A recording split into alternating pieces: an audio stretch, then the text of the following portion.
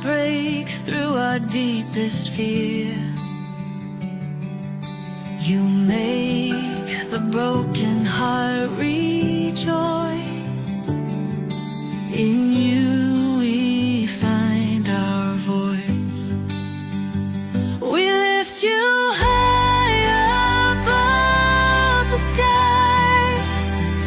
With every breath our praises rise. Your love, it never fades away. We worship you both night and day.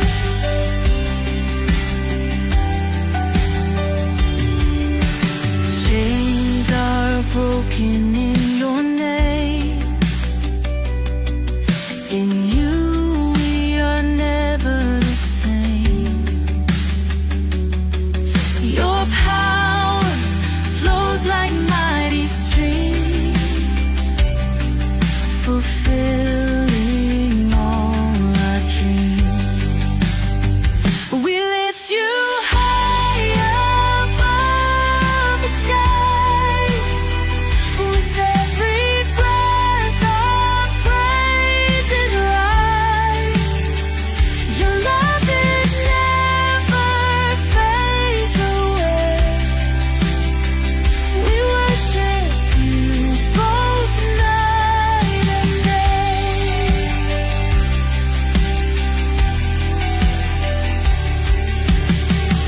Your name is power, life, and peace. By your word our fears release. You are the hope that fills our soul. In you we find our goal. We lift you high above the skies. With every breath our praises rise. Your love, it never fades away. We worship you both night and day.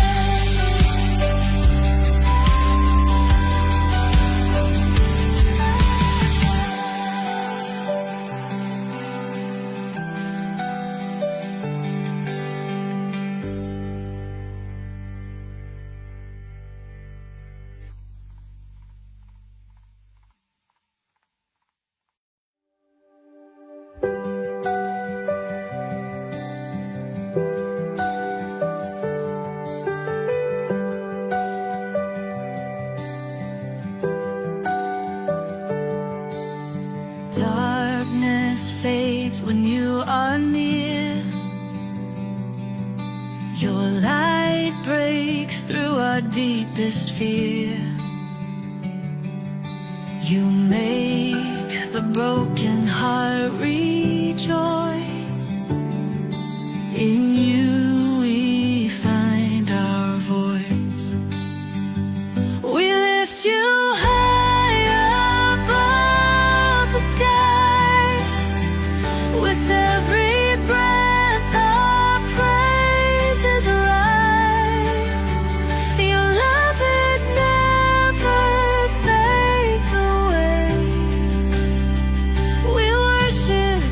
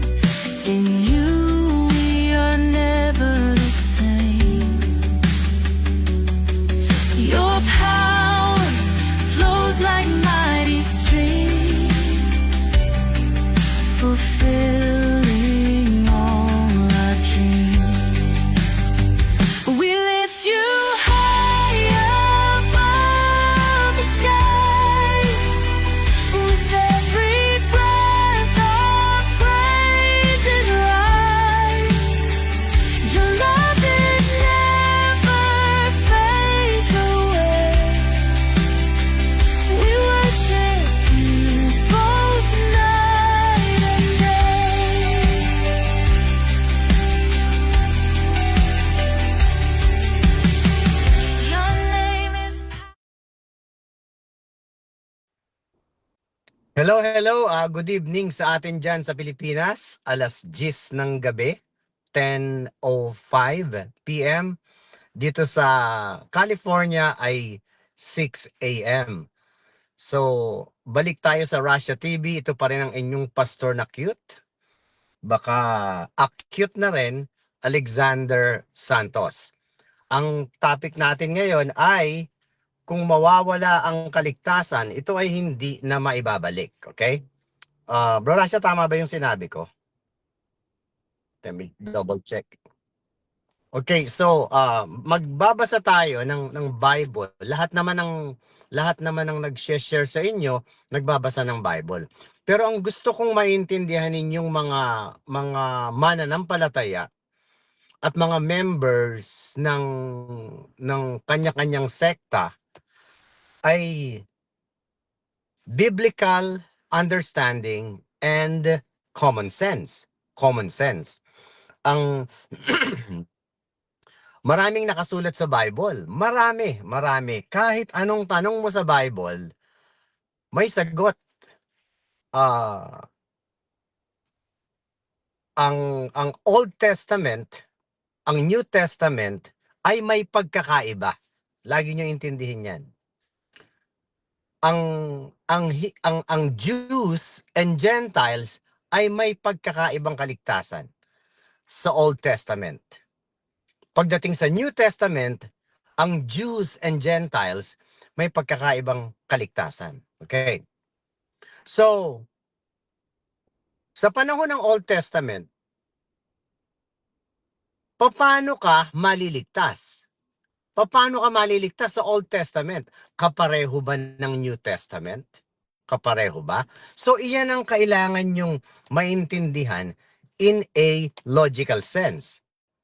Kailangan mapansin ninyo, teka nga muna, kung nandoon ako nung panahon na wala pa si Jesus Christ, paano ako maliligtas? As a Gentile, ha? Tandaan nyo, Gentile world ang pinagpipreachan ko ngayon. Pero during the time of Old Testament, nung wala pa si Jesus Christ, paano ka maliligtas kung nandun ka? Paano? Naisip nyo na ba yon? Kaya napaka-importante na malaman nyo ang biblical meaning ng libro at common sense. So put yourselves right there. Nung wala pa si Jesus Christ, Gentile ka. Ano ang sinasabi nila palagi? Who is your God? 'Di ba? Sino ang Diyos mo? Sasabihin ng mga Israelite, our God is the God of Abraham, Isaac, and Jacob. So, who is your God pag tinanong sa kanila pabalik ng mga Hudyo? Our God is Pharaoh. So, they have respect to each other, no? Pero ang point dyan, kaya kinuha ng Diyos si Abraham, simula kay Noah, Abraham, Isaac, and Jacob, para sa pagbaba niya, doon siya manggagaling sa lineup ng pagkakatawan niya. So, paano maligtas doon? Paano maligtas? Kailangan kilalanin mo ang God of Israel. Old Testament, God of Israel. Paano ka patatawarin sa kasalanan? Paano? You have to kill an animal. Diba? Iyon yung turo noon. Nakalagay sa Leviticus yan, ang buhay ng katawan ng tao ay galing sa dugo. Ganon din naman ang buhay ng kaluluwa, galing din sa dugo ng animal that time. Temporary lang yun, temporary. So pag nandoon ka sa loob ng Old Testament, or nandun ka, doon ka nabubuhay, you have to be a Jew or Israelite. Ano ang tawag doon? Proselyte Jew. Ibig sabihin, you are a Gentile converted to Israel or to become a Jew. Converted ka. And then, para ka mapatawad, papatay ka ng animal.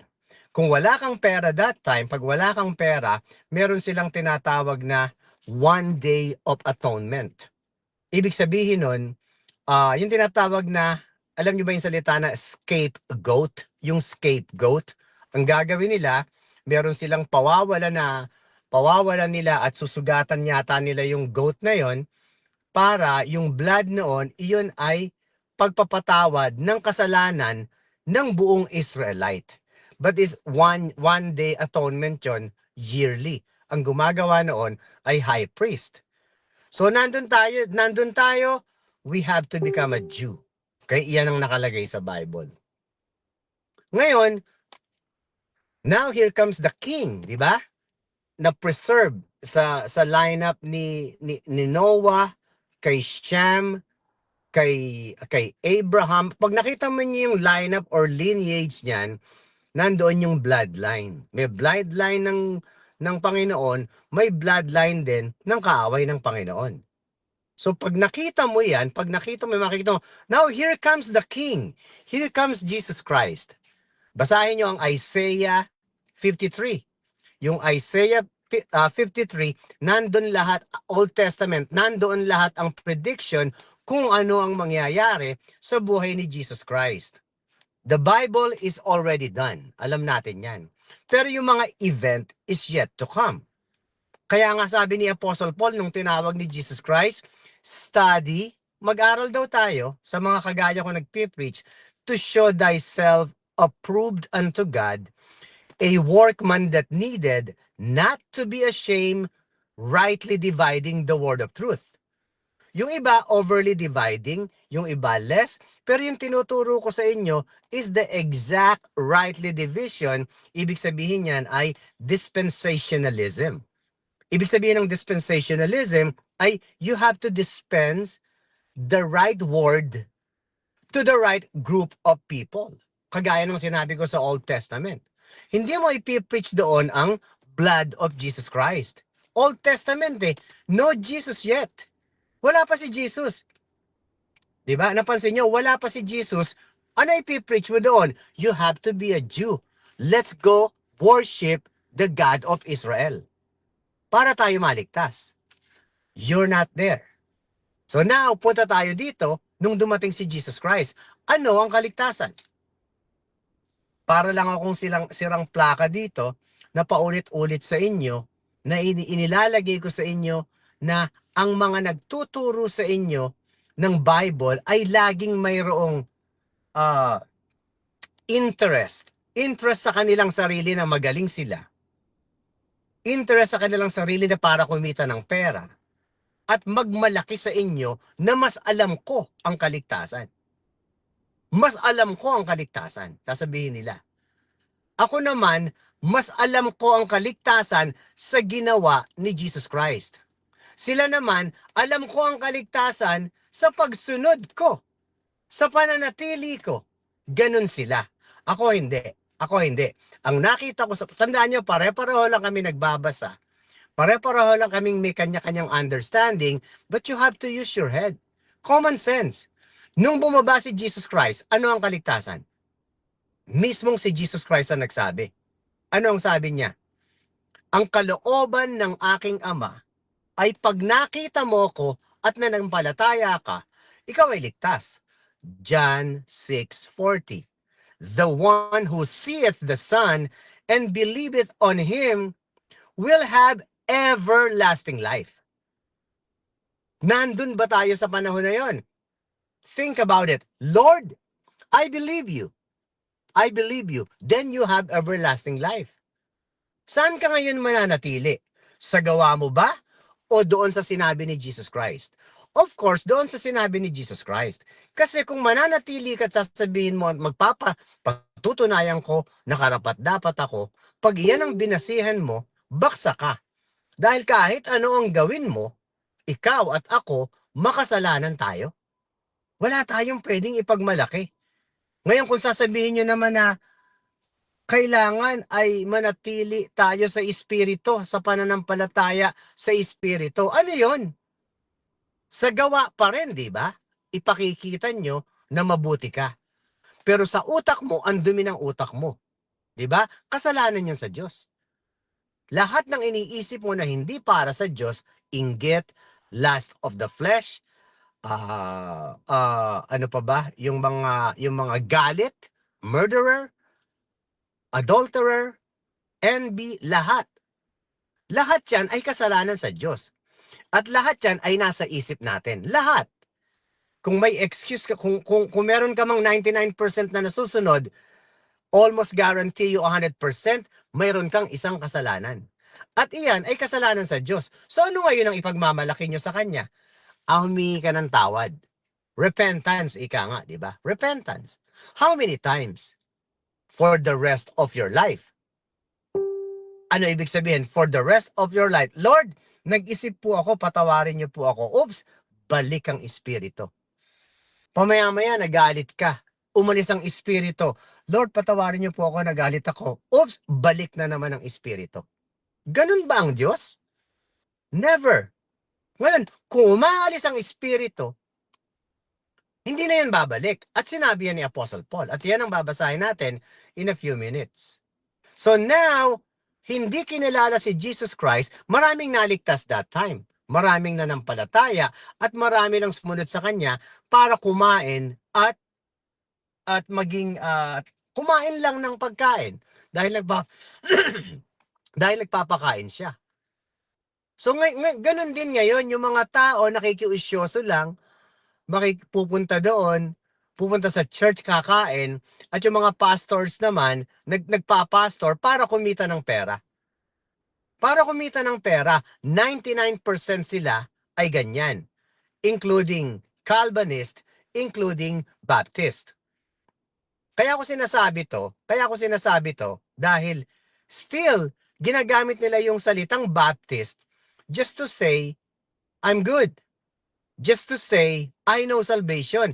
But deep in their heart, makikita mo, kailangan tayo mag-tithes. See, the word kailangan. Kasi pag hindi nakita sa iyo yung pagsunod, baka hindi ka tunay na ligtas. So ano binigay sa iyo? Burden. Burden. Sila ang magpapatunay. Sino ba ang nagselyo sa inyo? According kay Apostle Paul, if you believe, you are sealed. When you believe, you are sealed with the Holy Spirit of promise. Who knows that?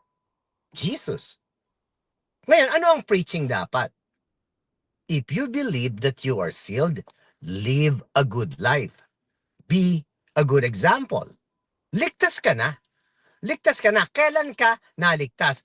When you believed. Iyan ang sinabi kay Apostle Paul ni Jesus Christ sa Ephesians 3, 1-6. Dispensation of the grace of God according to His gospel. That the Gentiles should be fellow heirs, di ba? Partaker of the same body. Partaker of the same body tayo when we believe. But nung hindi pa siya namamatay, kanino niya ipinipreach? Mainly sa Hudyo, ang kaligtasan. Now, wala na si Jesus Christ. So now, paano ka maliligtas? You have to look for Apostle Paul. Si Apostle Paul, ang dami, ilang 14 books. Yeah, 14.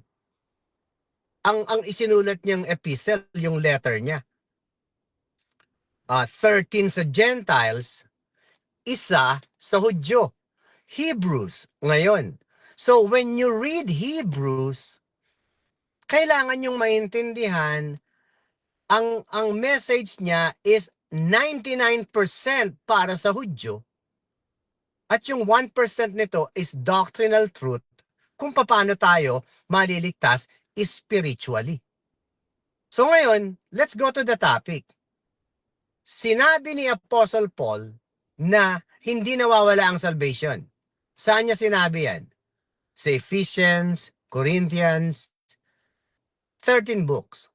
Pero sinabi niya dito sa Hebrews, pag nawala ang salvation, hindi na babalik. Nasaan tayo ngayong sitwasyon? Nasaan tayo? Nasa timeline tayo na hindi nawawala ang salvation. Ito ang tinatawag na New Testament Part 1. Ano yun? Romans to Philemon. Nandito tayo sa timeline na to. Tapos na ang Bible, susunod ay Hebrews. Ang Hebrews ay New Testament Part 3. Pagdating sa Revelation, New Testament Part 4. So anong babasahin ko sa inyo ngayon? New Testament Part 2. Dito ay wala ng Christians. Wala na. Kaya pag nawala ang salvation dito, hindi ka na makakabalik. Okay? Basahin natin by context. Okay? Tingnan natin ha. Hebrews, lagay nyo ha. Look, Hebrews. Are you a Hebrew? Kung ikaw ay Hebrew, basahin mo to para sa ito. Pero kung ikaw ay Gentiles, be careful when you read the Bible.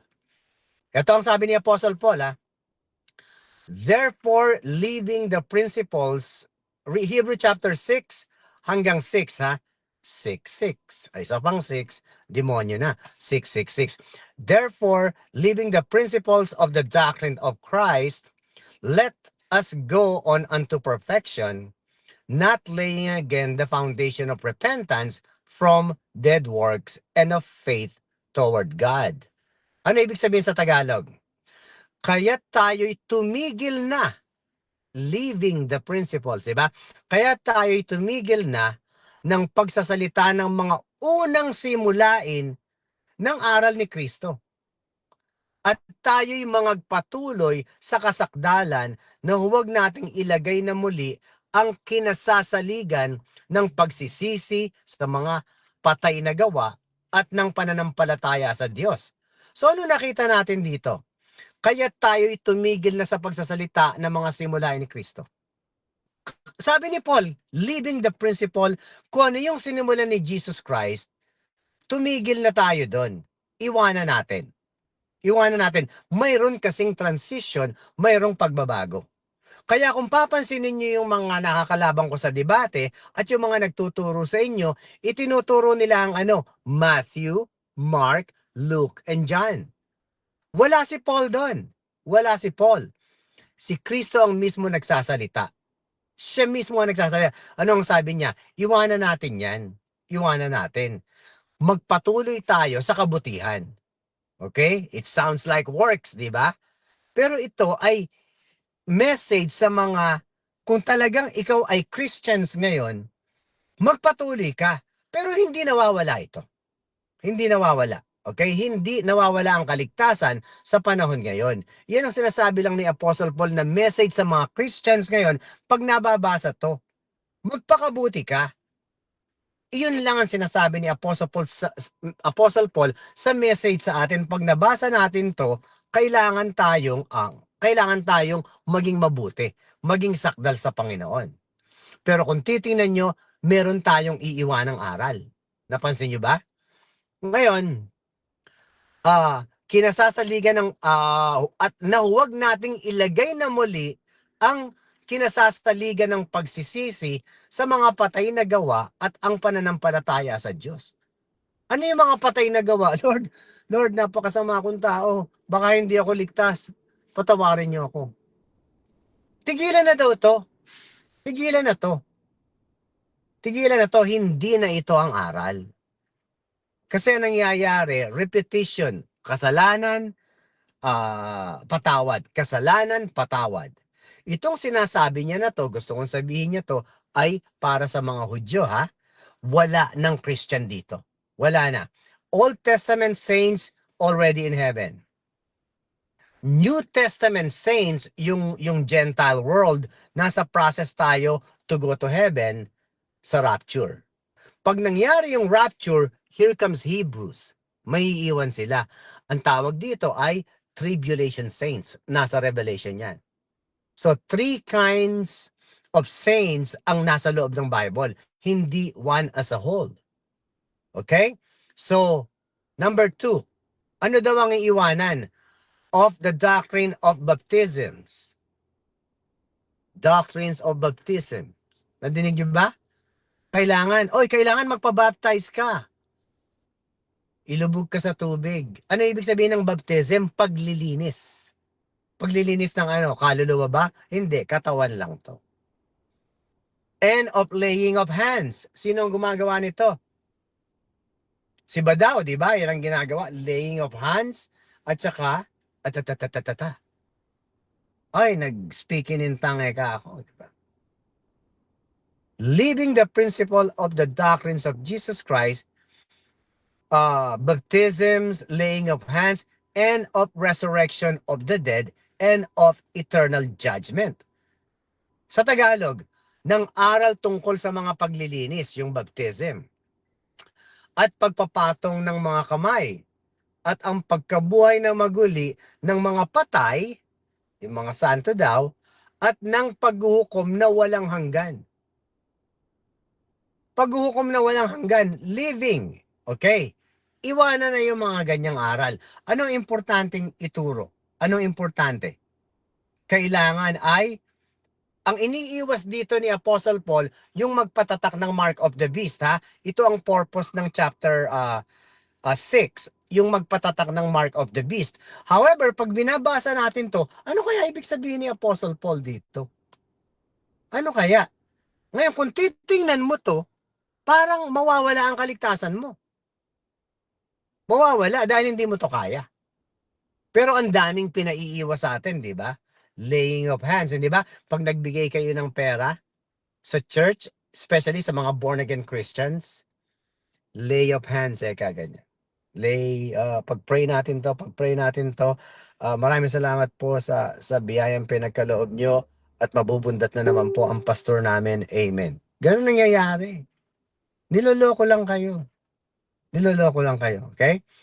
So, sa number 3, and this will do if God permit. Yung mga sinabi ko, sabi ni Apostle Paul, iiwanan na natin yan. But there are times na maaaring mabalik if God allows it. Ibig sabihin, Diyos ang bahala doon. For example, mayroong may sakit. How many times na nangyari sa inyo to na nagdasal kayo, walang nangyari? Pero hindi sinasabi ng Diyos na huwag kayong magdasal kasi wala na to. Hindi. Beg God, let this person be healed. Magdasal kayo, Lord, tulungan niyo po. Lord, tulungan niyo po. Ngayon, pag hindi gumagaling, don't blame God. Lagi mong isipin, at least ligtas ka na, at least kung hindi man ito binibigay ng Panginoon, may itinuturo sa'yo. Always be optimistic. Always think positive that the most important part of your life now is you accepted the salvation from the blood of Jesus Christ. Pero anong ginagawa ng mga kalaban ko? Yun, nagpapagaling yun, no? Yun, ang galing niya, nagpapagaling. So pag galing, ano na? Hindi na ba mamamatay? Kasi kung iisipin ninyo, during the time na buhay si Jesus Christ, ginagawa niya yung pagpapagaling para kilalanin siya na siya ang gumagawa nun, para sambahin siya. Hindi para magpagaling at hindi na mamatay. Kasi lahat ng pinagaling niya, namatay na. So ngayon, pag pinagaling ka ni Pastor Eddie Villanueva or ni Brother Eddie Villanueva, mamamatay ka uli. Magkakasakit ka uli. Anong klaseng galing yun? Brother Eddie, hindi ba pinagaling mo na ako? Ba't ako nagkasakit uli? So ano ang purpose ng healing? Ang purpose ng healing is one of the signs na Jesus is the one who heals. Sambahin niyo ako. Ngayon, wala na doon ang pagkilala sa Panginoon. Not healing, kung hindi salvation. Magdasal ako, diabetic ako. I'm a saved Christian. Sinasabi ko, Lord, heal me. Pero I never expected na pagagalingin ako just because I pray. Siyempre, kailangan kong kumilos. Kailangan ko ingatan ng sarili ko. Why? Bakit ko sinabi yan? Kasi I'm already healed. Ligtas na ako. Yung mga dadating sa katawan ko, yan ang mga kasiraan na itinuturo sa inyo ng mga ibang born-again Christians na baka hindi ka tunay na ligtas, kaya hindi ka gumagaling. Baka hindi ka gumagaling kasi hindi mo ibinibigay ang 100% mo sa Panginoon. Ano yung 100%? Kasama dyan ang money, giving money. Wala tayo dyan ngayon. Wala. Kaya nga sabi ni Jesus Christ sa John 16:33, sabi niya, be of good cheer. I overcome the world. Na-overcome ko na yan. habang nabubuhay ka pa, mamumroblema ka. But huwag kang malungkot. Na-overcome ko na. Ano yung na-overcome niya? Lahat ng mali, dahil na nampalataya ka sa Kanya, napatawad na kita, ligtas ka na. Yun ang sinasabi ni Jesus Christ, salvation. Okay? Now, here comes na yung pinaka-gist na ibibigay ko sa inyo na kung nawawala ang kaligtasan, hindi na babalik. According sa Hebrews 6:4-6. Anong sabi ko sa inyo? Wala tayo dito. Wala tayo dito. Okay? Anong sinabi sa 4? For it is impossible. Okay, remember the word imposible. Pwede bang maging posible ang imposible sa Word of God? When God says impossible, it is impossible. Ibig sabihin, wala ng lunas. Imposible. Sasabihin naman ng iba, oh, everything is possible to God. Oh yeah, everything is possible. But when God says impossible, this thing is impossible. Diba? Nakalagay, for it is impossible for those who were once enlightened and have tasted of the heavenly gift and were made partakers of the Holy Ghost and have tasted the good word of God and the powers of the world to come, if they shall fall away, to renew them again unto repentance, seeing they crucify to themselves the Son of God afresh and put him to an open shame. So, tatagalugin ko. Bigyan ko ng din to, ha? Hebrews, binasa ko yung 1-3, Hebrews 6:1-3, tinuloy ko sa Hebrews 4-6. Nakalagay dito, sapagkat tungkol sa mga minsang naliwanagan at nakalasap ng kaloob sa 4 ha, ng kalangitan at mga nakabahagi ng Espiritu Santo. See? Meron tayong Espiritu Santo ngayon, di ba? Meron tayong Espiritu Santo.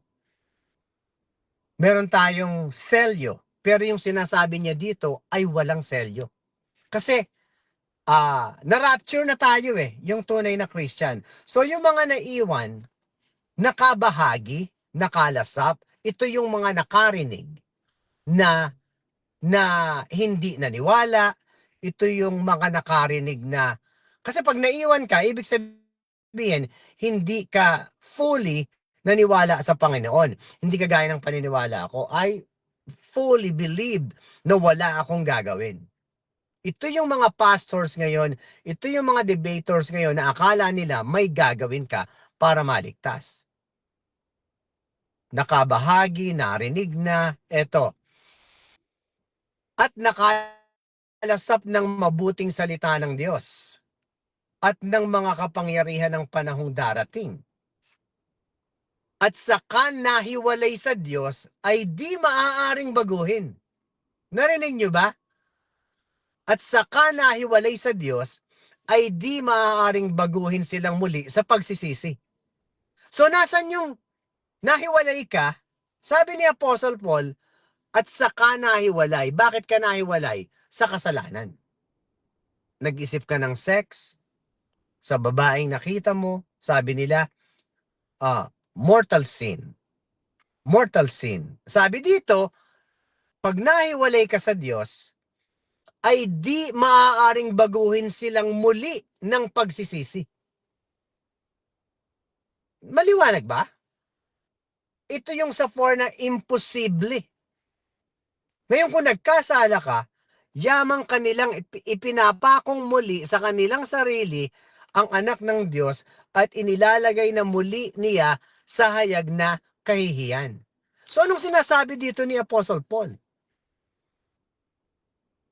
If you shall fall away at gusto mong magsisi, it's too late.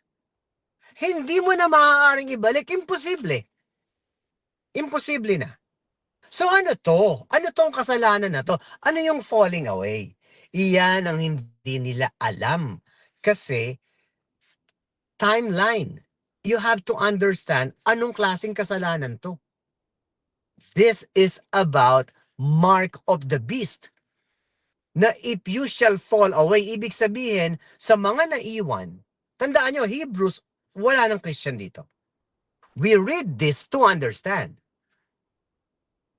Pag ikaw ay nandoon sa time na yon, kailangan huwag kang magpatatak ng mark of the beast.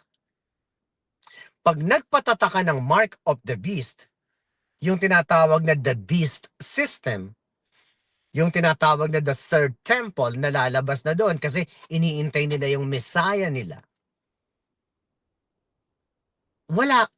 It is impossible for you to come back. Lord, patawarin niyo ako. May tataka na eh. Yun ang sinasabi ni Apostle Paul na sinabi rin ni Jesus Christ, do not take the mark sa right hand and to your forehead. That is the mark of the beast. So ngayon, balik tayo ngayon sa mga turo ng mga nagtuturo sa inyo na bumalik ka. Pag nagkasala ka, humingi ka ng tawad. So, sa Hebrews 6, nakita natin, hindi mo na makukuha ito sa pagsisisi. Ano ang sabi sa English? If they shall fall away, ano yung falling away? Sin, kasalanan. But you have to know what kind of sin. Meron bang maliit na sin na okay? Meron bang, ano ba? Lord, okay lang ang sin ko, nag-isip lang ako eh. Nag-isip lang ako ng lust sa babae. Lord, okay lang yon.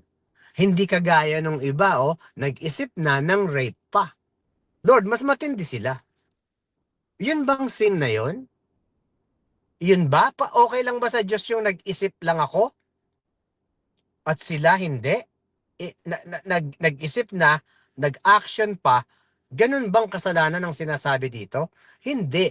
God knows how dirty we are. Alam ng Diyos na lahat tayo madumi.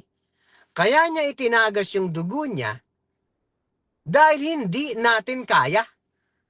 Hindi ko kaya. Nagtataka ako sa inyo, paano nyo nakakaya na magdasal kayo araw-araw na paulit-ulit yung sinasabing pinapatay ang Diyos dito sa ganitong klaseng kaligtasan. To begin with, hindi nyo kilala ang Diyos.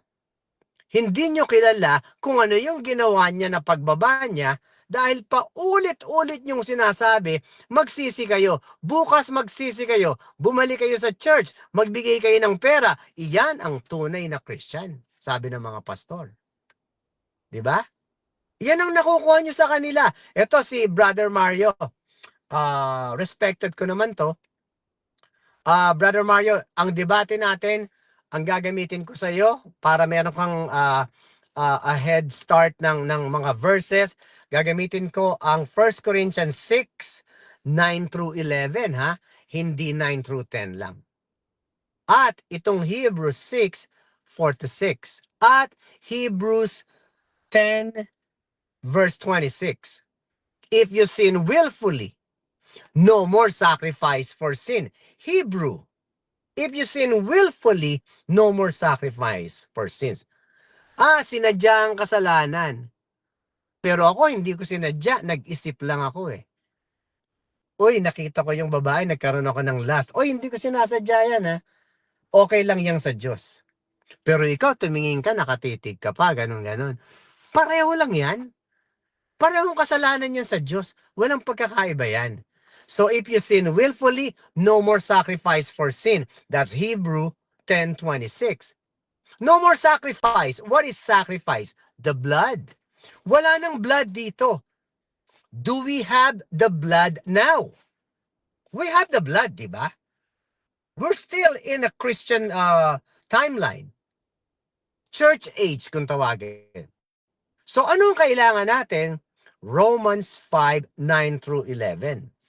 Romans 5:9 through 11. But before that, sabi dito, if they shall fall away, pag nagkasala, sabihin na natin, kahit ano, nag-isip or pumatay, nangalon niya, kung ano man, if they shall fall away, to renew them again unto repentance, nakalagay dito sa 4, it's impossible.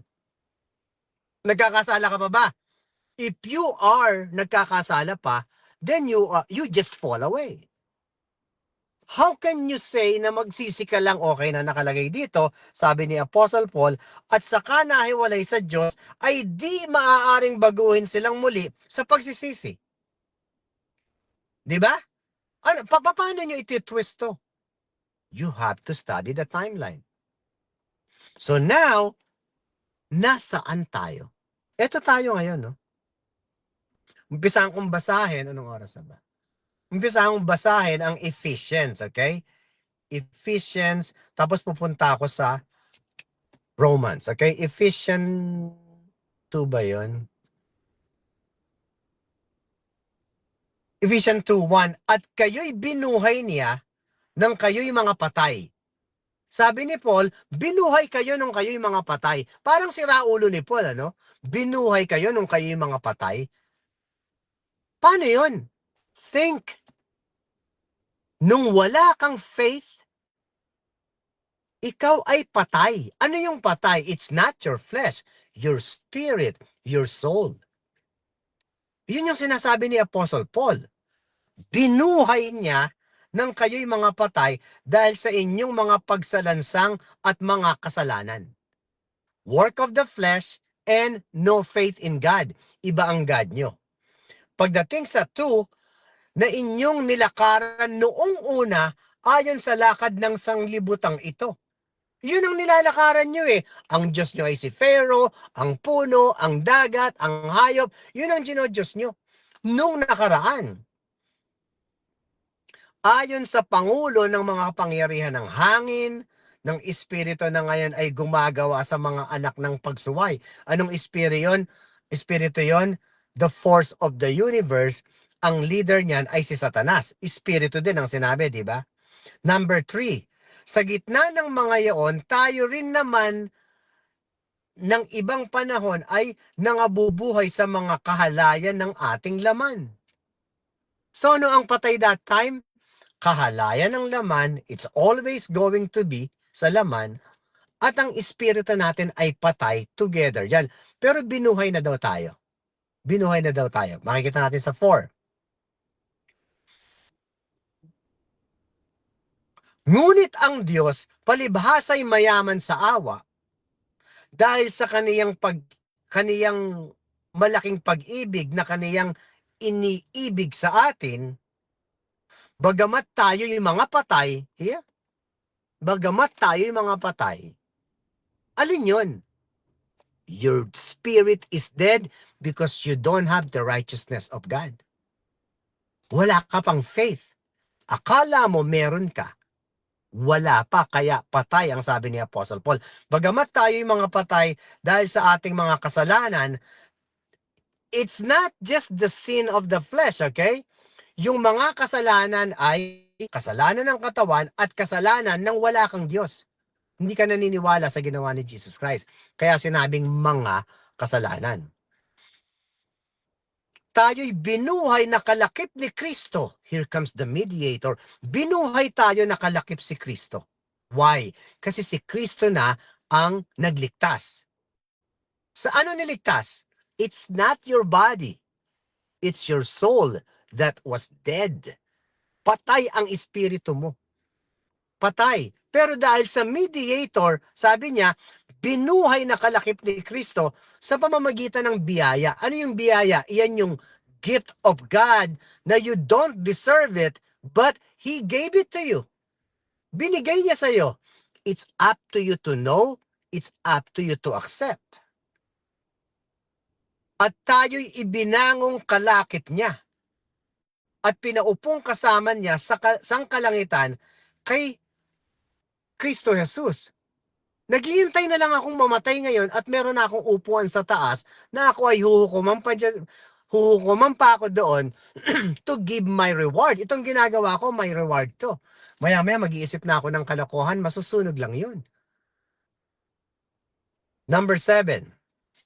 Upang sa mga panahong darating ay maihayag niya ang dakilang kayamanan sa darating ng panahon, sa rapture, sa judgment seat of Christ. Upang sa mga panahong darating ay maihayag niya ang dakilang kayamanan ng kanyang biyaya. Ano yung biyaya? Yung ginawa niya sa krus. Iyon, ano yun? Blood. Blood is salvation today. Temporary blood salvation doon sa Old Testament, blood of animal. Di ba? Ano ang sabi niya? Siya ang tupa, di ba? Siya ang mag-aalay. Anong inaalay noon na number 1? Tupa. Ano? Blameless. Inosente.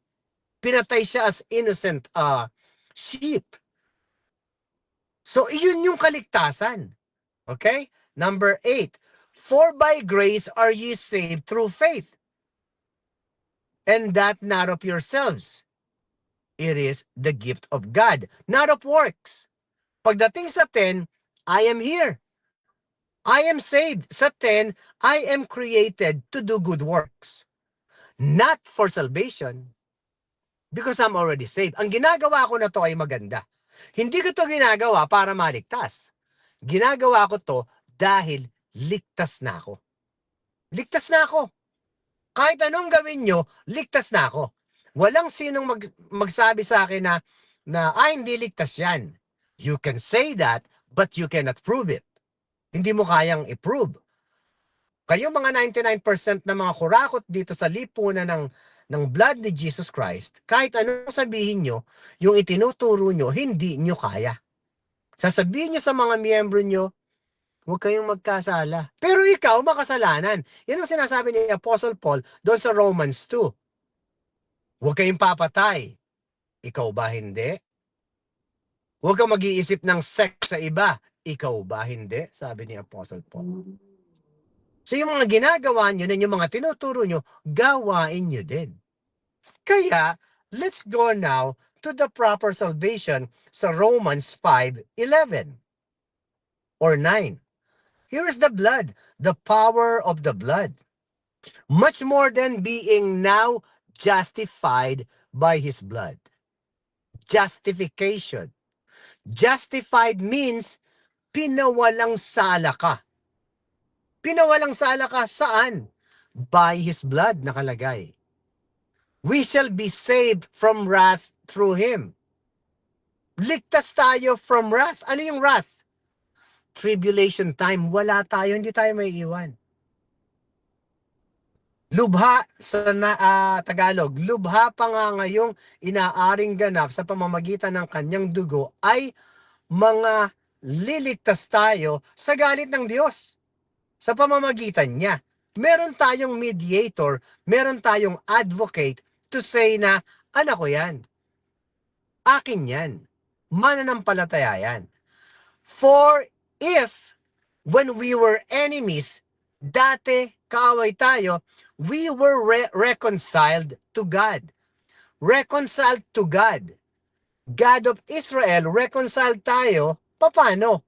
By the death of His Son. Kaya tayo nakabalik sa Kanya because Jesus did the work. Because Jesus did the gift. Yung grace, yung regalo na hindi ko deserve, you don't deserve it too. Pero because of the love of God, because of the mercy of God, ang purpose ng Bible ay to know the coming King will die for us sinners. Yun lang ang kailangan mong alamin sa Bible. Nasaan ka ba? Bakit kayo nakikinig sa mga pera-pera na yan at may ipagagawa sa inyo, bibigyan kayo ng burden na magpakabuti kayo para kayo maligtas? Ako hindi. Ako hindi. Ligtas na kayo when you trust the blood, then pilitin yung maging mabuti, pilitin yung maging meaningful ang buhay ninyo sa pagsisilbi sa Panginoon. Because whether you do good or bad, you are saved. So why do you have to choose bad if you are saved? Why? Diba? It's no-brainer. Ang mga kalaban naman dito sasabihin, okay lang mang-rape yan. okay lang magkasala yan kasi ligtas eh. That is stupid. They have no Christ. Kasi ang mga anak ng Diyos, kaya pinapalo iyan dahil ang iba hindi makasunod, nagkakasala. So pinapalo. Ano yung palo? Not physical, kung hindi spiritual. Conviction. Conviction, pag ang daming nabago sa buhay ko. But I'm not gonna say I am totally changed. Hindi ko sasabihin yan. Dahil buhay pa ako, puro kasalanan sa mundo, paano mong mabibit? Only one person can do that. That is Jesus Christ. And I followed him to say na, hey, listen, my son, I did the work for you. All you have to do is accept. What do I need to accept? Listen to Apostle Paul. You don't listen to Matthew, Mark, Luke, and John. You don't listen to John's Revelation. Listen to Paul today. Diba? Pagdating sa for if when we were enemies, we were reconciled to God by the death of his son, much more being reconciled, we shall be saved by his life. Sino nagligtas sa atin? By his life. Sinong life? Jesus. So what did you do? What do you need to do? Anong gagawin mo para maligtas? Sumunod tayo sa pananampalatayang espiritu. Para kayo manatili. Manatili saan? Saan ka mananatili? Sa pananampalataya sa espiritu. Ano 'yon? Ano yung pananampalataya sa espiritu? Gawa, di ba? Gawa. Tapos tanungin mo, kaya mo ba? Kaya mo bang sumunod? Jesus is there. Jesus pa rin pala. Kala ko ba may manatili? Sinasabi nyo manatili. Pag tinanong ko kung kaya nyo, nasa akin si Jesus. Si Jesus din pala. Hindi ka na ba magkakamali? Magkakamali pa rin, pero okay lang kay Jesus. Anong klaseng aral yan? Ginagawa niyong loko-loko si Jesus dito. Sana nakikita niyo yung essence nito, ha? There is nothing you can do of works. Kung ano man yung works, there is nothing you can do. You are justified by His blood. You are saved. Ngayon, paramihan ngayon ng works. Paramihan tayo. Lahat sa inyo, china-challenge ko. Lahat ng debaters dito sa Russia, china-challenge ko, paramihan tayo ng works, ng good works. Baka kung iyan ang labanan, baka malula kayo. Baka sabihin nyo, lagpas na ako sa langit. If that was the salvation, if that is the salvation, una ako sa inyo. Good works Diba? Baka isa-isang maglabasan ng tao dito na ganun ang ginawa ko sa kanila. Good works. Iyan ba kaligtasan? Hindi. Talo ko kayo dyan. Kung yan ang sasabihin nyo, talo ko kayo. Pero hindi iyan ang kaligtasan. Ang kaligtasan ay God of Israel during the Old Testament kill an animal. Nung bumaba si Jesus Christ, know Him as the Messiah, the Son of God, then you are saved. Now is blood. Ngayon, blood. You're saved. Wala kang gagawin sa kaligtasan. You can become a good example of being saved and then let them copy. Paano ka naligtas? I just trust the blood. And I'm trying to live my life, trying to do the best I can na maging good Christian at good follower. But I'm telling you, nagkakasala pa ako. Hindi yung other side na linggo-linggo punta ka doon para kayong mga pabalik-balik na hypocrites. Lord, patawarin niyo po ang kasalanan ko sa buong linggo kasi po ganito, kasi po ganyan. Next week, Lord, patawarin niyo po. Ano yan? Umaalis ba ang Diyos? No, hindi ganun. If you really wanna feel na ikaw ay ligtas, admit to yourself na hindi ko kaya, Lord, thank you for saving me.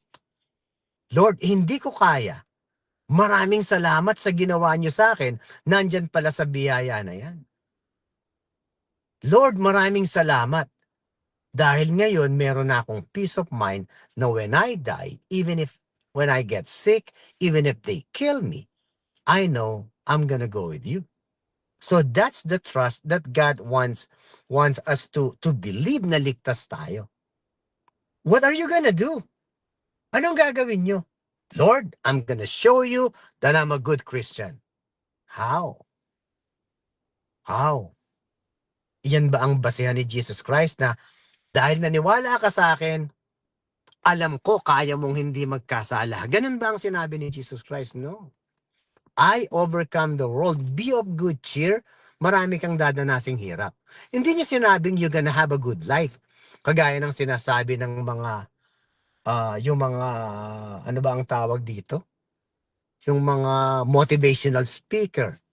When you give your, Joel Austin, Villanueva, when you give your life to God, then you will enjoy life. No. Hindi sinabi ni Jesus Christ yan. Sinabi lang niya, ibigay mo sa akin ang burden mo that because my burden is light. I overcome that world. I overcome it. Kaya trust the blood today and be saved. That is the only salvation. And I thank God for that dahil nakita ko, dahil kung hindi ko nakita to, I don't know where am I gonna go. Galing na ako sa Catholic, Iglesia ni Cristo, different kind of born again church, SDA. Nakita ko na yan. Mormons. Nakita ko na yan. Diba? So sana makita nyo to at makawala na kayo sa mga preaching and teaching of those crooked and money-hunger pastors na nagsasabi sa inyo na ipakita natin manatili tayo. It's nothing like that. Okay, so may God bless us all in Jesus' name. Brother Rasha, if there are some questions, we have about 33 minutes to answer that.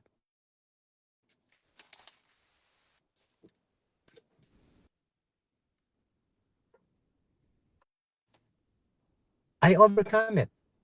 Kaya, Kaya mga kapatid sa yun. ating nasa live. At shoutout dito kay Brother Reggie de la Cruz at dito kay N. White Lasnop.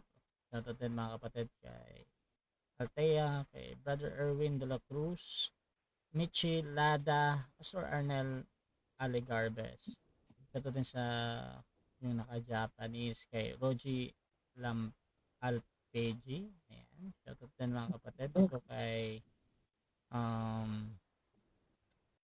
okay. So dito tayo sa itaas. Magsimula. Ayan.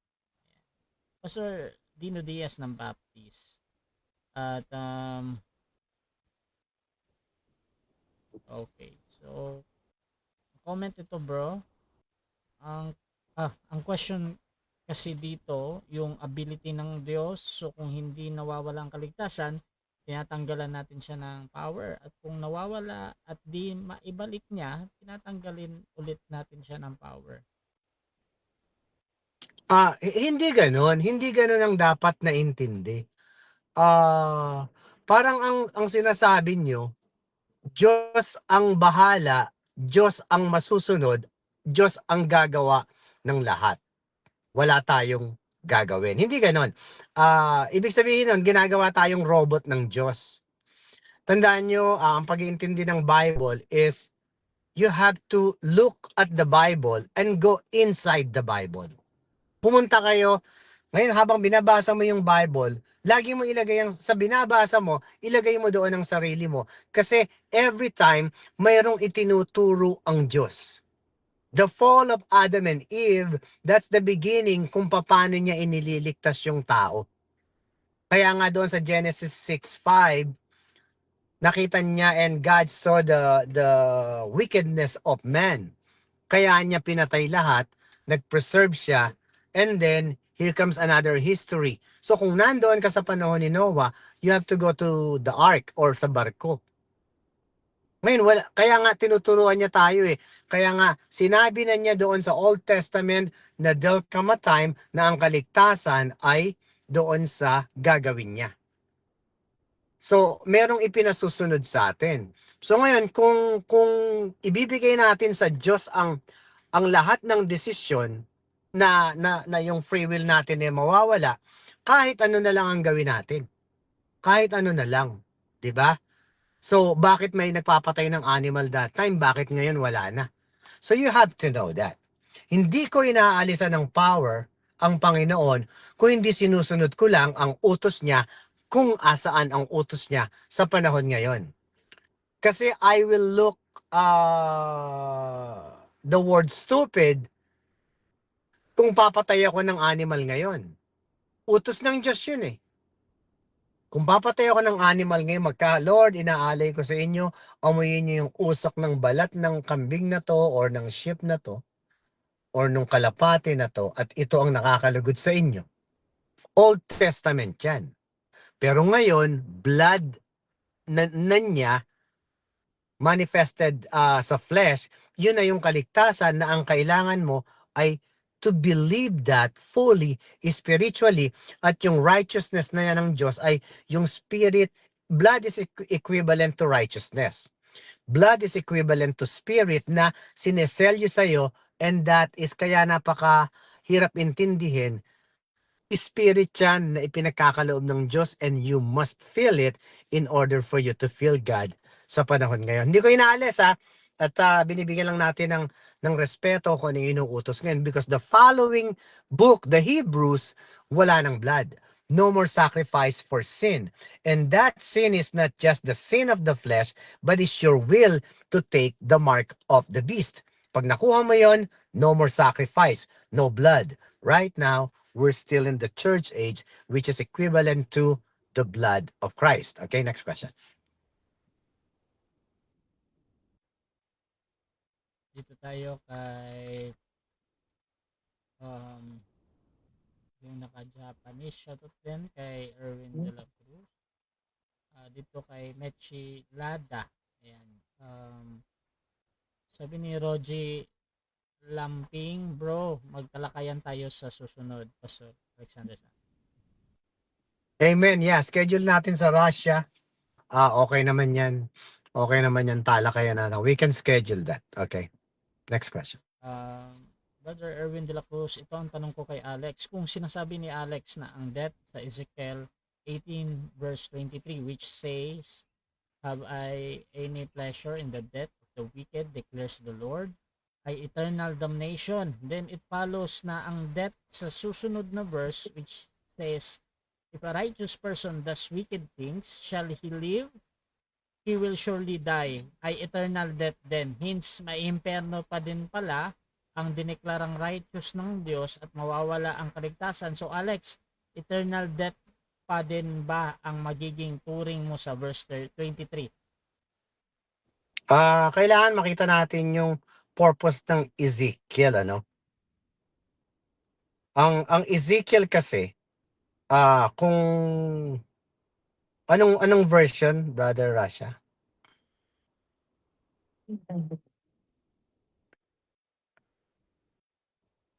Kasi si Ezekiel, kung hindi ako nagkakamali sa study ko kay Ezekiel, siya yung tinawag ng Panginoon na nagbigay ng message sa Israel na it's sad to say, walang makikinig sa kanya. I think that was Ezekiel, kung hindi ako nagkakamali. Pero kung titingnan mo to, Erwin, ang message na to ay for Israel. Kaya nga kailangan mo i-dispense. Kaya kailangan alamin mo kung ano yung sinasabi, kung ano ang purpose ng buong Ezekiel. Hindi yung, kasi pag nag-aral ako ng Bible, I don't pick and choose the verses. Inaaral ko yung context at bago ako magbigay, kailangan magi-equivalent doon sa buong context. Ngayon, bumunot ka ng 23 ba, Brother Rasha? 18:23? Okay. Have I any pleasure at all that the wicked should die? Saith the Lord, and not that should return from his ways and live. So kung titingnan mo to, ang sinasabi ng Panginoon ay, meron ba akong pleasure pag namatay ang mga wicked? Understanding the verse wise, di ba? Mayroon baga akong anumang kasayahan sa kamatayan ng masama? Ng masasama? ng mga hindi kumikilala sa akin, masaya ba ako doon? Yun ang sabi dito ng Diyos. Sabi ng Panginoong Diyos, at hindi baga mabuti na siya'y humiwalay sa kaniyang lakad at mabuhay? Anong sinasabi niya? Hindi ba mas maganda humiwalay kayo sa kasamaan at bumalik kayo? Hindi ba mas maganda yon? Kung titingnan mo sa Calvinism way, parang wala ng will yung tao. Wala ng free will, pinili na lang. Pero bakit ganito ang sinasabi ni Ezekiel sa tao, sa mga Israelite? Walang kasiyahan dito. Walang kasiyahan dito ang Diyos. Ang gusto ng Diyos, humiwalay kayo. So ito na, Erwin, against na sa itinuturo nyo na pinili ng Diyos ang maligtas. Kung pinili ng Diyos ang mga maliligtas, hindi na sasabihin ng Diyos to na humiwalay kayo dyan. Diba? Yan ang sa 23. Sa 24, but when the righteous turneth away from his righteousness and committeth iniquity and do it according to all the abomination that the wicked man doeth, shall he live? So, ano ang point nito? Ano ang point nito?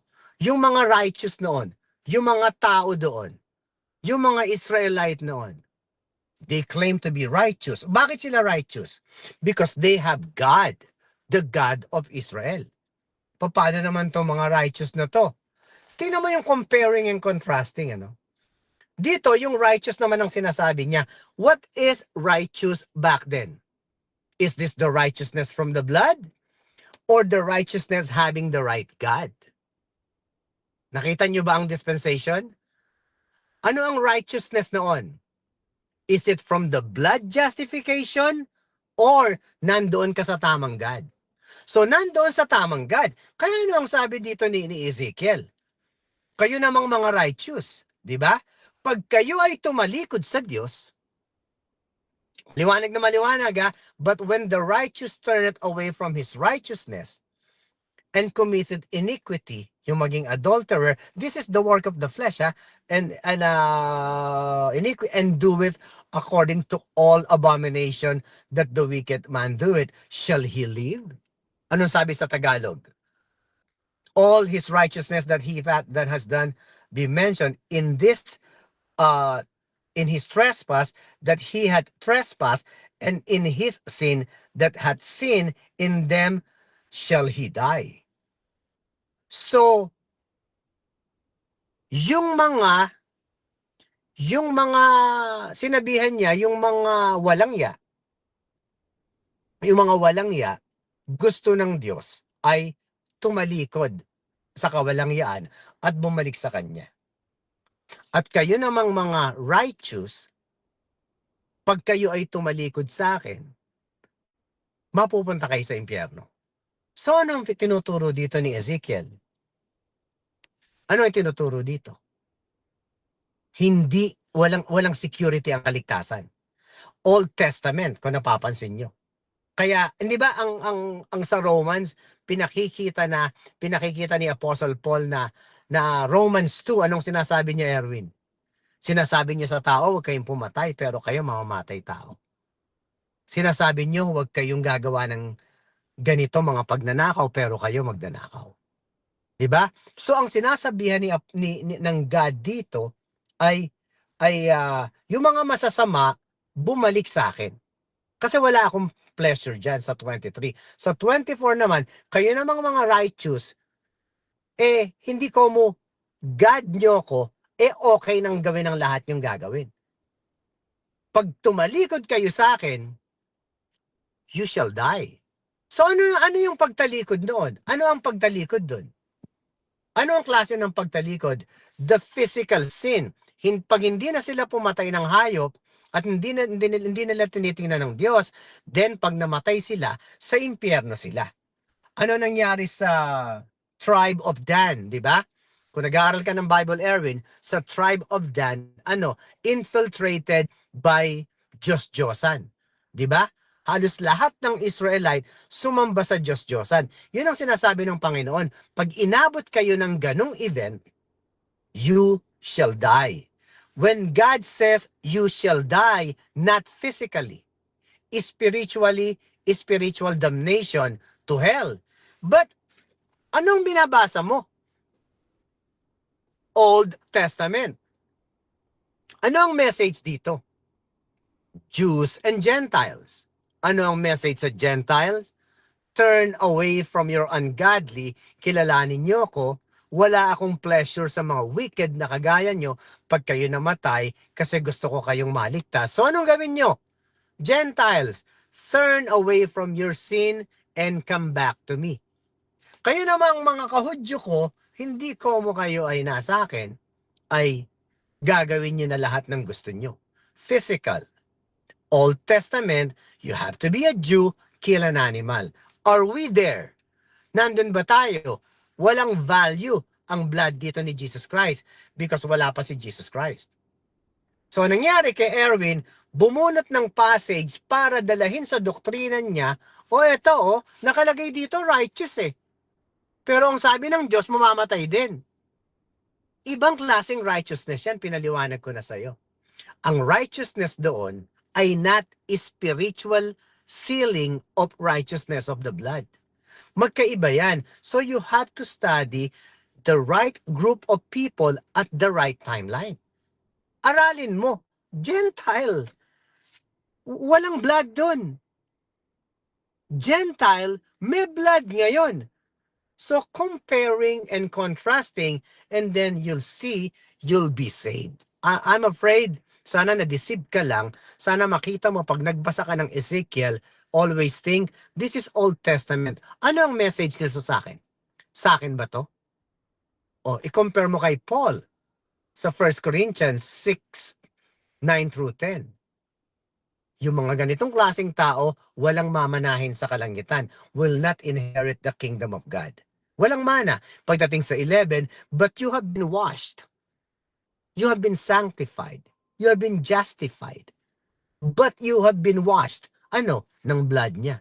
Sa Ezekiel, is there any washing of blood of Jesus Christ? Wala. So you have to study more. Diba? Next question, Brad.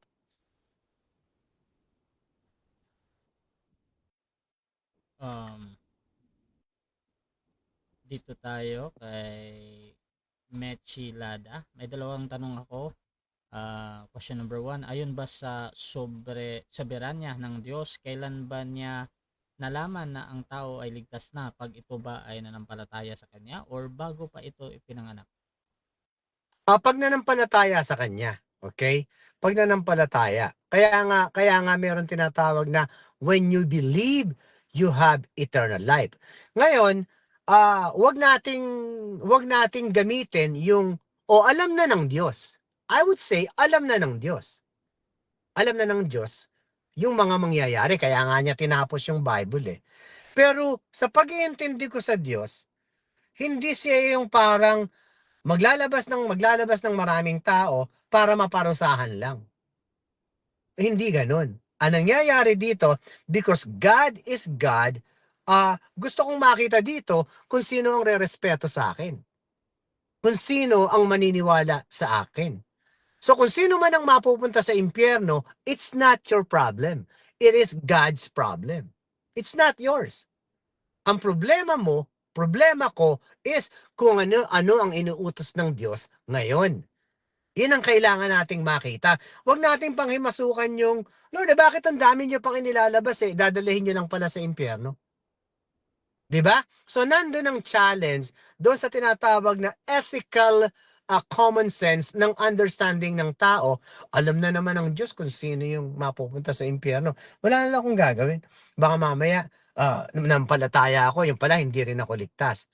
Yan ang nagiging thinking ng iba. Huwag ganun. Huwag ganun.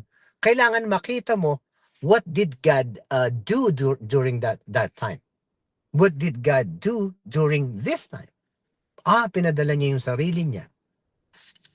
Ano gagawin mo? Ano gagawin mo?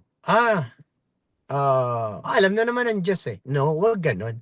Follow His will now, and then suwayin mo na lang next time. But this time, sumunod ka muna.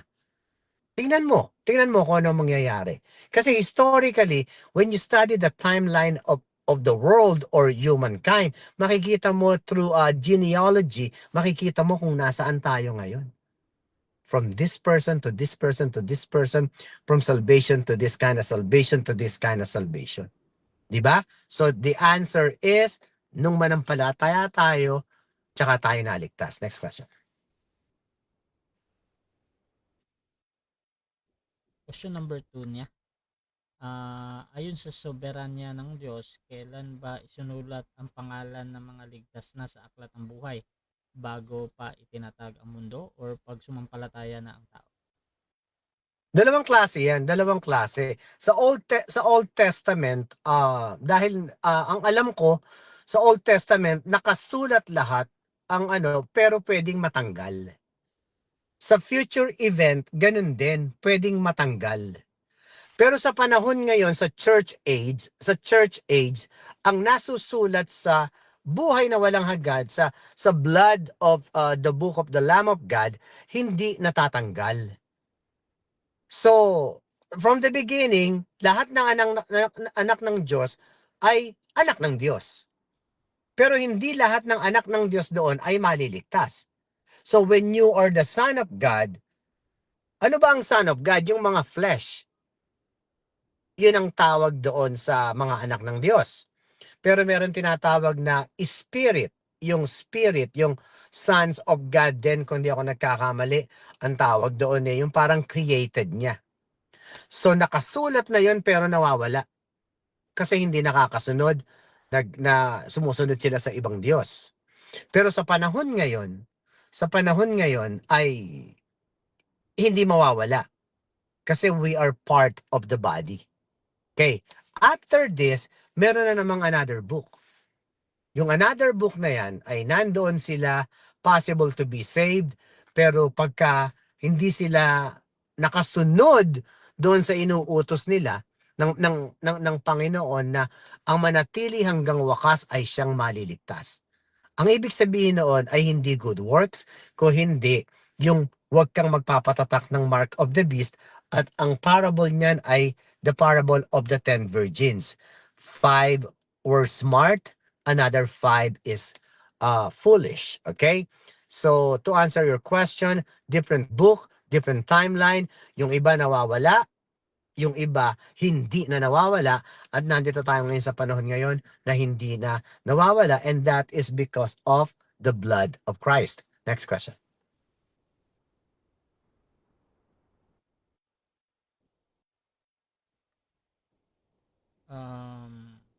Pastor Arnel Aligarbes, tanong ko kay Bro Alex, kung naligtas ang isang sinner sa desisyon dahil may free will siya at hindi pinapakialaman ng Diyos yung desisyon niya. So, sa time na naligtas siya, nandyan pa ba yung free will? If yes, at itong free will ba na ito ay malayang pakipagdesisyon pa rin na pwedeng magpatuloy sa pananampalataya or hindi na mananampalataya? If yes, so ibig sabihin, ang isang free will pwede pang magdesisyon na lumayo sa Diyos kasi malayang magdesisyon. Yes or no, sana masagot. Yes, may free will pa din. So ngayon, unang-una, nung ang free will mo ay nanampalataya ka sa Diyos, nanampalataya ka sa nagligtas sa'yo kasi hindi mo kaya. So nung nanampalataya ka sa nagligtas sa'yo, nandun pa din ang free will mo to do good or evil kasi nasa katawan ka pa. Ngayon yung pag sinabi mo na lalayo na lang ako sa nagligtas sa akin, hindi ka na pawawala ng Diyos. Kasi nga, nung sinabi ng Diyos na pag nanampalataya ka sa akin, ligtas ka, hawak ka na ng Diyos. Hawak na ako ng Diyos ngayon. Kahit anong gawin kong alis, pag ako nakapatay, pag ako naging masama, mamamatay din ako. Pag namatay ako, ligtas yung kaluluwa ko. So, mentality-wise, dahil alam kong ligtas na ako, bakit pa ako gagawa ng masama? Dahil alam ko hindi ako iiwanan ng Diyos. Ngayon, kung iniisip nyo na paggawa nyo ng masama ay sasabihin ng Diyos na, kinilala mo ko tapos masama ka pa rin. Diyan ka na lang. Pag ganyan ang pananaw ninyo, walang ligtas na tao. Pag ganyan ang pinanampalatayanan nyo, sa impyerno kayo mapupunta. Why? Kahit ikaw, Brother Arnel, alam mo sa sarili mo na nagkakasala ka. Alam mo yan sa sarili mo. I respect you, ha? Alam mo sa sarili mo na nag-iisip ka ng masama. Hindi ka tanggap-tanggap sa Diyos yan. Kaya namatay ang Diyos dahil sa ganyang pag-iisip ng tao. Hindi perfect. Hindi perfect. So, ibig bang sabihin, kung mo nag-isip ka ng masama at hindi mo ginawa, okay lang ba sa Diyos yun? Hindi. Kaya nga sabi ng Diyos, wala kayong lusot. If you think of galit, you are a murderer in my eyes. If you think of a lust to a woman, you are an adulterer in my eyes. Kaya nga sinasabi niya, wala kayong kawala. But I'm telling you, be of good cheer. I overcome all of them. In this world, you have tribulation. Merong mga pagsubok, makakagawa ka ng kasalanan. Hindi ko mo pinili ka, ay hindi ka na. Kasi ang sinasabi nyo kasi ganito kailangan patuloy ka nananampalataya. Kailangan patuloy kang gumagawa ng mabuti. Challenge ko nga sa inyo yan. Paramihan tayo ng mabuti at sabihin nyo sa akin, habang gumagawa kayo ng mabuti, hindi na kayo nagkakasala. Kasi pag yan ang sinabi nyo sa akin, ang galing nyo. Pero that's not me. I'm doing good and I sin. Pero nandoon ang faith ko. Kayo naman, patuloy na nananampalataya, patuloy na gumagawa ng mabuti, are you exempted to sin? Pag sinabi mong yes, ang galing ng God mo. Ang galing, di ba? Pag sinabi mong hindi ka na nagkakasala, ang galing ng God mo. Ang galing ng binigay sa yung righteousness. Kasi ang ibinigay sa aking righteousness ng God is to seal my soul. But my body, I have to make this perfect. Yung pag sinabi ng Panginoon ni Apostle Paul na make your body blameless in front of God, that is a sermon. Pilitin niyong wag makagawa ng masama. Pag binasa mo yung buhay ni Apostle Paul, every time I sin, it's not I that do it, but the sin dwelleth in me. The sin dwelleth in you. The sin dwelleth in me is my flesh. Yung flesh mo, there is no good thing. Kung meron kang sasabihin sa akin na good thing sa flesh na yan, ano yun? Lahat kasi ng kailangan ng flesh is against God.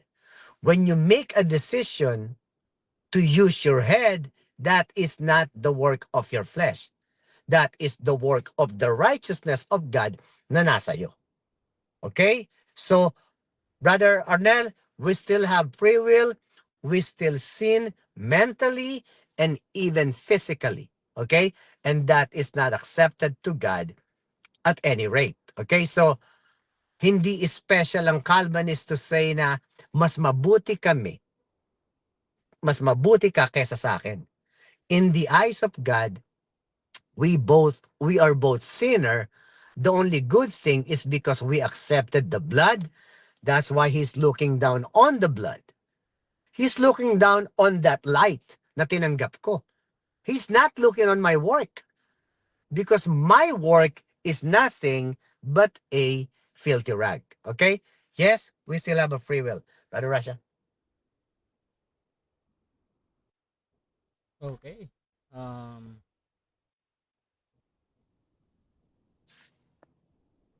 Sabi dito, kung walang ambag ang tao, ibig sabihin sang-ayon ka na sa Calvinist na ang faith dahil ang tao total depraved, na pati ang faith mo ang Diyos nagbigay, hindi sa sarili mo. So Calvinist ka na ngayon. Mali yan. Kanina ko pa sinasabi sa inyo, nung pinanganak tayo lahat, we are dead. We are quickened because of our faith. Yung faith na yan, nasa atin na yan. It's just how we use it. Kung paano natin gamitin. Nung wala tayo sa Diyos, mayroon tayong free will. Lahat ng tao may God. Lahat ng tao may Diyos. Muslim, anong Diyos nila? Si Allah. Doon sila nakafocus. Is that the right God? Sa tingin ko, hindi. Pero sa kanila, iyon. So may free will sila, di ba? They choose different God. Yung mga Buddhist, Masamang tao ba sila? They're not bad people. They have the free will to be a Buddhist. Diba? So ano yung sinasabi niyong walang free will? Ano yung sinasabi niyo na yan? We have, all of us, meron tayong free will. It's just a matter of the right choice.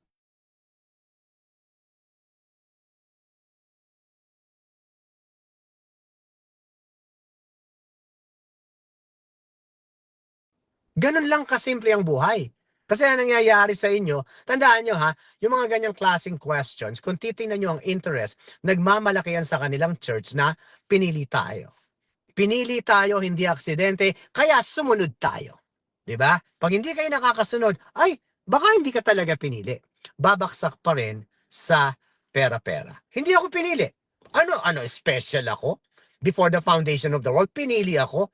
Ano ang pagkakaiba ko kay Brother Rasha? Pareho lang kaming tao. Pareho lang kaming may ginodiyos. Anong pagkakaiba ko? Pareho lang. Tapos ako pinili, siya hindi. No, everybody has a choice. Lahat tayo may choice to choose. At hindi ko mo pinili ka, hindi ko mo ligtas na ako, hindi pa rin tayo, or hindi na tayo nagkakasala. Kahit pinili o hindi pinili, or Muslim or any denomination, in the eyes of God, makasalanan lahat ang tao. The only difference is what? The blood that I'm telling you. Pag tiningnan ako ng Diyos, He is mine. Why? Because this time is about my blood. So He accepted my blood. So, kaya ako righteous. Ang righteousness ko is not righteous to God. Kaya ako righteous because God see His righteousness in me. Tandaan niyo yan, ha? God see His righteousness in me kasi I was sealed of it when I believed. Sana makita niyo yun. Hindi yung gagawin niyo. Kaya nga sinasabi ko sa inyo, kung paramihan ng good works, talo kayo sa akin. Maliit pa lang ako, matulungin ako.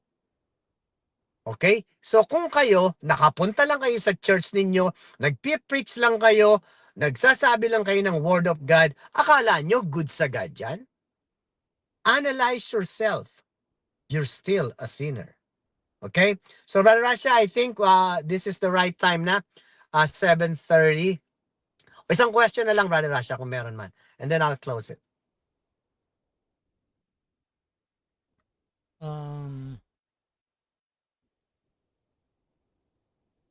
Sabi ni Reggie de la Cruz, imbento mo lang iyan, Alex. Ang tumubos ng Kristo ay ang tinubos ni Kristo ay ang kasalanan ng mundo at ang Kristo ay si Jesus. Tandaan mo, Alex, Jesus ang ginawang Kristo at ang Panginoon ang tahalig ng Kristo ay tagapagligtas kay Jesus ang tagapagligtas. Okay, sa dami ng sinabi mo na imbento ko lang, right mo yan kasi magkaiba tayo ng understanding eh. So lahat ng mga against sa akin, hinahamon ko ng debate kung ano yung mga ipinaglalaban nyo. Wala ko inuurungan. Kagaya ni Pastor Brother Jason Gabriola. Sinasabi niya, wala daw born again ngayon. Sabi ko naman, born again ako. Kung gusto mo, magdebate tayo. Ganun lang. Pag sinabi niyang ayaw niya, then that's okay. So sa'yo naman na kagaya mo, kung sinabi mong invento ko to, ano naman ang inimbento mo? Di ba? Pareho lang tayong tao. Tingnan natin kung sino yung mas okay ang inimbento. Kasi pareho tayo nagbabasa ng Bible, we both have a different understanding. So yung invento ko, tingnan natin, pawalan mo sa invento mo. Pareho lang tayong inventor dito. Ang pagkakaiba lang natin, I have the balls to face you, pero kayo, hindi. Yun ang pagkakaiba natin. So Brother Rasha, maraming salamat. Brother Rasha, every Thursday na to, di ba? Yes, bro. Okay, so every Thursday, magbibigay ako ng topic at kung meron kayong special na gustong i-discuss sa akin sa platform during the time, pwede. But it's gonna be like a debate, di ba? Magiging debate ito. At of course, yung pag may pumasok dito is required to pay the debate fees. Yun lang ang mangyayari. 'Diba? Tapos, may debate ako kay Brother Mario sa 17:11 a.m. So sana abangan nyo yan. Napakaganda kasi pag nakikipagdebate ka, nakikita mo kung ano yung nasa isip ng tao. Sa ngayon, nakita niyo kung ano yung nasa isip ko. I answer questions. So, gusto ko, ibaksak nyo ko from the debate. Hulihin nyo ko kung hanggang saan ang knowledge ko at para magkaintindihan tayo. At the more you say good things, the more I will say good things. But the more you are sarcastic, I'm telling you, 10 to 20 times ang balik ko sa mga ganyan. So sana nakita nyo ang power of the blood of Jesus Christ doon sa binibigay ko sa inyo na be saved. Sa sharing na to, sinabi ko, be saved. Iligtas nyo ang sarili nyo from your will. Don't follow the will of God back then. Follow the will of God today, that He gave His only begotten Son. Whosoever believeth in Him will not perish, but will have everlasting life. So, Brother Rasha, thank you so much, and may God bless us all in Jesus' name. Okay mga kapatid, so abangan nyo lagi si Pastor Alexander dito. Every Thursday yan, 9 p.m. mga kapatid. Maraming salamat at this is Admin Rasha ng Rasha TV and we're out. Bro, 10 ha? 10 a.m. ha? 10 p.m. Bro, Yes po. bro, 10 ha? 10 yan.